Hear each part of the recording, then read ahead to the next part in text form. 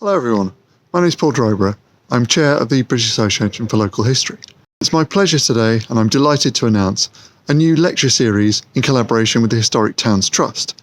Between February and April in 2023, we're going to share another 4 lectures with a superb range of speakers on a really wide variety of topics, which I hope will be of interest to everybody out there.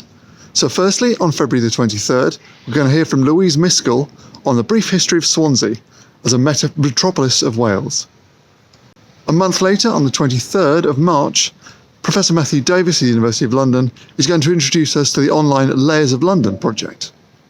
On the 6th of April, John Moore will take us to Scotland, where he's talking about mapping urban Britain from past to the present, a Scottish view on 3 episodes in cartographic history.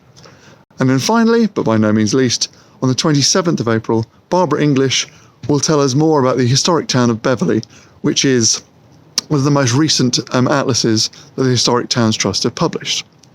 Please remember that for members of the British Association for Local History, these lectures are free.